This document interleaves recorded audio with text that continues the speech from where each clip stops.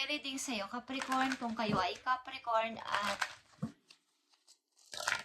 para sa inyo ang reading na to today, May 27, 2025.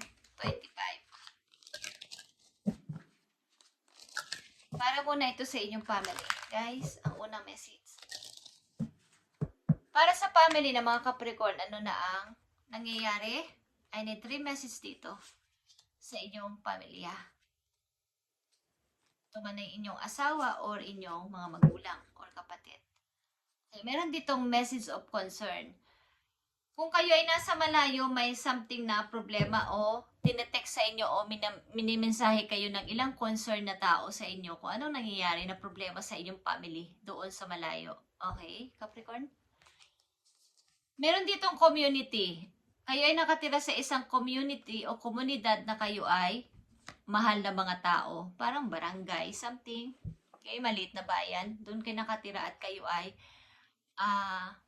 mahal na mga tao doon. At may tao din na nag-iisip sa'yo sa malayo.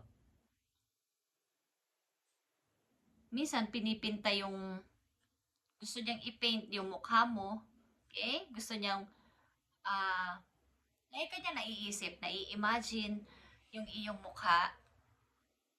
Mahilig pintura ang tao na to. Something painting. Mag-paint ng mga mag-drawing. Okay, sa madaling salita.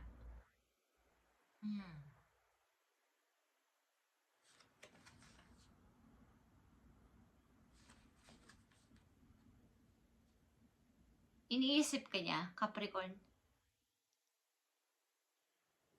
Napapangiti siya kapag naalala niya ang iyong mukha sa kanyang isipan. Meron din dito ang judication. May nag-uusap dito o mag-uusap sa barangay, something, o sa isang parang problema na mag-asawa. Okay? Something kasunduan. May pipirmahan na ito ganyan, ganito, ito na pagkasunduan natin. Okay. Meron kayong ihingi ng payo sa inyong mayor o sa inyong barangay o sa isang judge. Okay, ilan sa Capricorn. Kayo ay kilala sa inyong komunidad. Parang hindi naman sobrang sikat, but kilala kayo doon bilang isang mabuting mamamayan. Okay, Capricorn. Tingnan natin tong community, Capricorn. Andito din ang Toad. May iisip sa'yo, Capricorn, at judication is here. Tingnan natin. Andito ang community. Sa kabila ng inyong, bawa maganda ang pagtingin sa inyo ng mga tao sa paligid, sa labas. Sa kabila nito is kayo naman ay hindi totoong masaya. O kayo ay nahihirapan sa loob ng bahay. Okay, yan ang kabaligtaran sa pinapakita ninyo na kayo ay masaya sa labas ng bahay bilang mag-asawa, buong pamilya na lumalabas, pupunta ng church, something na mamasyal sa labas, is masaya kayo nakikitang mga malalambing sa isa't isa. Pero sa loob-loob ninyo, sa loob ng bahay ninyo, kayo ay maraming pinagtitiisan na hindi nila alam. Okay? Toad is here is taong galing sa iyo sa nakaraan ang nag-iisip sa iyo, Capricorn. To ay tapos na relasyon na, but iniisip ka pa rin ito.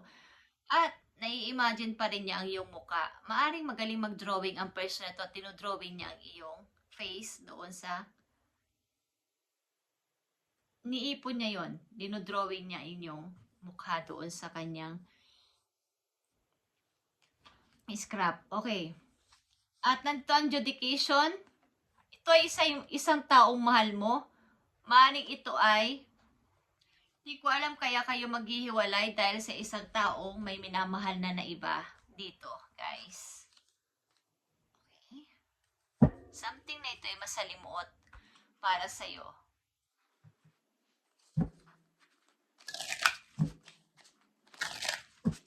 Okay, guys. Capricorn, sa inyong komunidad, ang ilan sa inyo ay maayos ang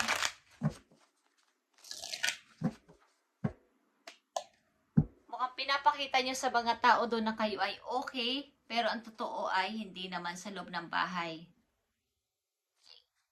Eight of Swords is here sa mga Capricorn. At may nag-iisip sa iyo tao galing sa nakaraan, guys. Isa itong tapos na relasyon. At nandito ang desire. Gusto mo ng pagbabago, pumunta sa taong mahal mo. Kaya, ang ilan dito ay naghiwalay dahil gusto niya ay may iba siyang taong mahal kasi. Okay. Eight of Swords is here. Queen of Wands. Layo energy. Page of Wands. Okay.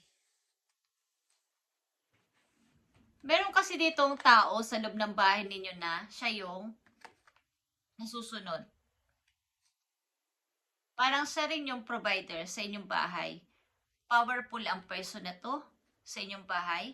Maring ikaw ito or may mga gusto ka pang gawin sa buhay na hindi naman, baga, hindi ito talaga yung gusto mong place. Kunwari, hindi ito yung gusto mong place. At may gusto kang puntahan. May gusto kang patunayan pa. Bukod dito sa nararanasan mo. Okay?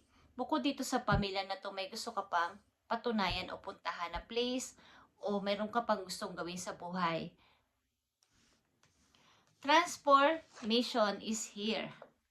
Five of Pentacles. And Seven of Cups. Katulad ng unang message dito is, naghiwalay dito ang dalawang tao because sa napakaraming kailangan pang sundin sa sarili nila o gusto pang patunayan na maybe napadali ang inyong kasal o napadali lang ang desisyon na pagsasama. Pero ang totoo, may mga gusto pa kayong gawin sa isa't isa na hindi pa dapat ako nag-asawa. May mga gusto pa akong patunayan, may gusto pa akong gawin. Maaring sa karir ito. May kinalaman sa karir. Hindi ako nababagay dito sa lugar na to. Hindi ito yung gusto kong place. Hindi ito yung gusto kong komunidad. O hindi kayo masaya sa inyong buhay mag-asawa. Okay. And nandito ang desire at dedication, guys. The Magician. And the Eight of Swords. Yeah. Gusto ko nang i-reveal ang gusto ko sapagkat pagod na ako dito. Gusto ko nang sabihin kung ano yung gusto ko talaga. Gusto ko nang i-reveal sa lahat o sa'yo na hirap na ako dito. Ang ilan din sa inyo ay nagkahiwalay dito dahil sa money. Usaping money, usapin sa mga kung sino ang maraming ambag dito o maraming nakuha o maraming mga nagagastos. Okay, problema sa money, guys. At tingnan natin ang outcome dito, guys, sa inyong sitwasyon.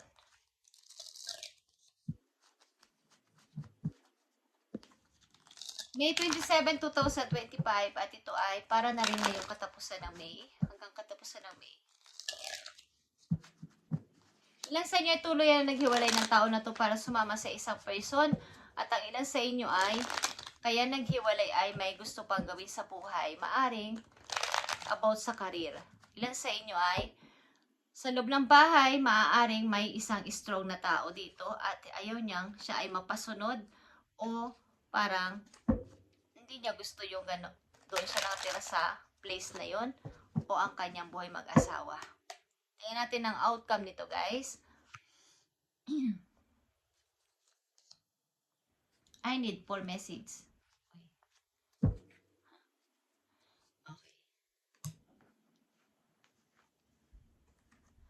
Three of Swords is here, guys.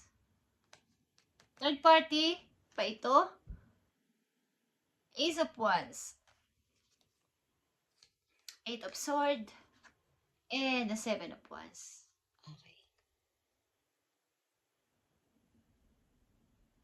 Para akong pinagbagsakan ng lupa at langit dito sa sakit na naramdaman ko sapagkat ito ay parang binutas o biniyak ang aking puso sa kabiguan na to, sa sakit na dinulot mo sa akin. Okay, but pipilitin o pinilit kong maging okay. Bumalik sa tama at tuluyan akong bago. Lahat sa akin, in and out, ay aking babaguhin. But, tuloy-tuloy yung mga sakit o mga pagbabalik ng nakaraan sa akin. But, ito na naman ako.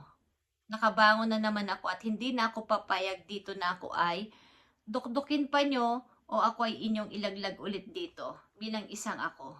Okay, Capricorn? Ito mga nabanggit dito sa una ninyong message ay ito ay maaaring inyong mga pinagdaanan. At nandito ka na sa iyong kasalukuyan. Okay? Hindi nyo na ako dito mapapabagsak after nyo akong saktan. After nyo akong bigyan ng kabiguan at sakit sa aking kalooban.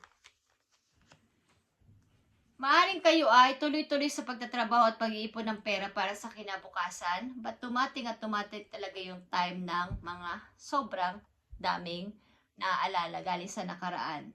But, marami naman dumating na mga bagong magaganda sa inyong buhay at bagong mga tao na din, lalo na sa pag-ibig. Maaring may bagong pag-ibig ang mga Capricorn. Okay, at titignan natin yan guys. Sa inyong career, tingnan mo natin ang inyong career para magkaroon kayo ng kaalaman sa inyong career. Career o kaperahan ng mga Capricorn. May 27 at ito ay message na rin sa inyo sa pagtatapos ng May, sa natitirang araw ng May guys, sa mga Capricorn. At mag-ingat kayo sa inyong araw-araw na ginagawa, okay? Message sa mga Capricorn, career nila o finances. Okay, work smart.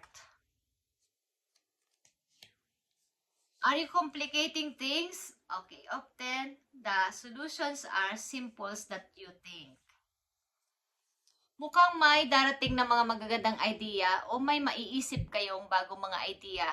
Bigla na lang, uy, magkiklik sa aking isip. Sa inyong isip na, meron akong naisip na maganda at ito ang aking gagawin. May mga idea kayong makikreate. Magaganda ito guys at dapat niyo itong pasimulan. Maaring kayo ay mag-o-online. Ilan sa inyo ay nag-o-online na work? Okay, it's time to clean up both personality and professionally for fresh start. Fresh start like this. Okay guys. Ace of Wands. In and out, kailangan ay clean. Sa inyong pag-restart o pag-i-start mula dito sa Three of Swords, kailangan ninyong mag-clean. Something cleansing. Focus on your basic needs when in spending and save some money. Spending and save some money. Dito kayo mag-focus sa inyong basic needs habang kayo ay nag-i-spend at nagsisave ng inyong money para sa future, guys. Maaaring kayo ay magaling mag-manage ng time, ng money, at kung ano-ano pa. At ito ay epektibo sapagkat kayo ay paunti-unti na nakakaipon sa inyong kasalukuyan. Huwag kayo mag-i-start nang nandito pa kayo, guys. Dahil ito ay fresh start, dapat ito ay in and out sa buhay ninyo ay clean na o something kayo ay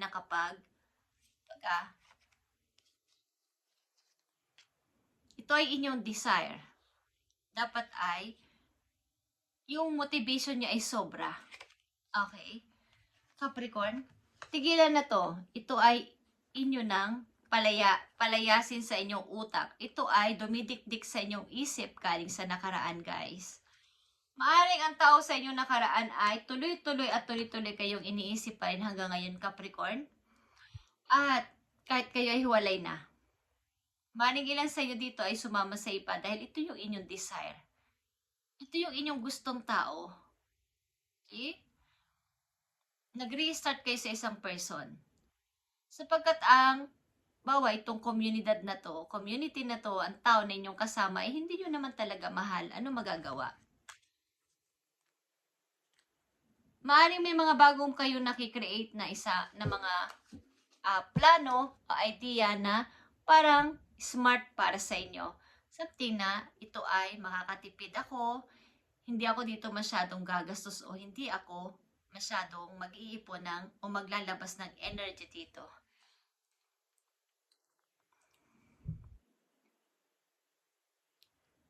Kumbaga, now is a good time to take action para sa mga Capricorn. Wala nang makakapigil pa sa akin this time. Kailangan ko nang gumawa ng action. Okay.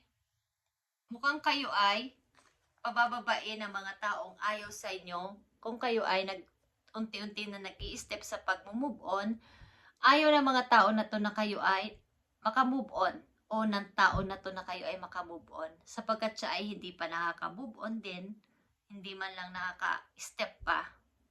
Okay?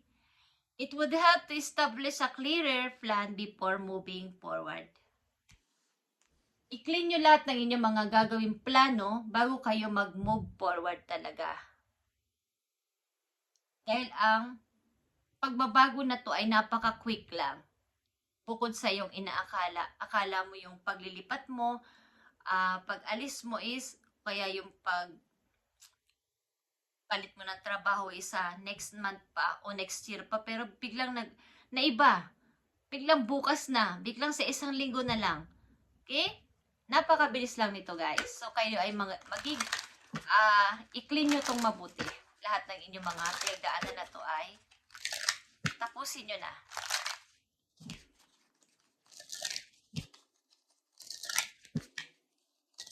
Magpagupit din kayo, guys. Mag-ayos-ayos. Para sa inyong fresh start. Okay, Capricorn, tingnan natin na yung message dito. Nandito ang 6 of Wands at ito ay iyong tagumpay. Victory ito, guys, 6 of Wands. Ilan sa inyo ay 43 years old? Okay. Lightning denotes surprise. Something surprise is may mangyayari sa inyo, guys. Disagreeable and accordance to distance. Galing ito sa malayo. May magbibigay sa inyo ng gift, something galing sa malayo. O something surprise galing sa malayo, Capricorn. Okay, Capricorn, thank you and God bless sa inyo lahat, guys. At kayo ay, itong nakaraan na to na una kong binanggit sa inyo, ay tuloy-tuloy nyo na tong palagpasin o alisin sa buhay ninyo. Maaring pakunti-kunti pa rin na iniisip kayo ng iyong person. Kaya nagkakaroon kayo ng kaguluhan sa inyong isip.